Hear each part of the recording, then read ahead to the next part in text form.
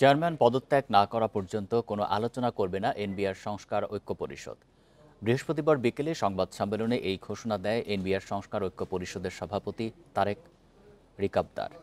তিনি বলেন, সমস্যা নিরসনে আলোচনার জন্য অর্থ উপদেষ্টার কাছ থেকে কোনো আমন্ত্রণও পাননি তারা, তাই দমন নিপীড়ন করে যৌক্তিক আন্দোলন রুখতে পারবে না।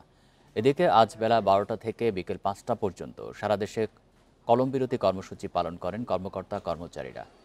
এছাড়া 28 জুন থেকে লাগাতার কমপ্লিট শাটডাউন ঘোষণা করা হয়েছে।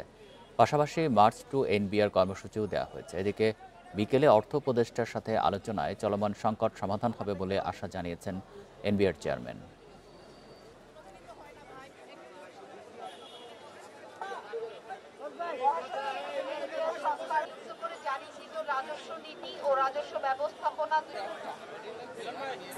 আওয়ামী সরকারের এজেন্ডা বাস্তবায়নকারী 44 আমলার তালিকায় থাকা 3 নম্বরে থাকা এবং দেশ ও রাজস্ব ব্যবস্থাকে অস্থিতিশীল করার অপচেষ্টায় লিপ্ত এনবিআর এর বর্তমান চেয়ারম্যানকে আগামী 27 জুন 2025 খ্রিস্টাব্দ তারিখের মধ্যে অপসারণ করা না হলে 28 জুন 2025 খ্রিস্টাব্দ তারিখ থেকে ট্যাক্স, কাস্টমস, ভ্যাট বিভাগের সকল দপ্তরে লাগাতার কমপ্লিট শাটডাউন চলবে।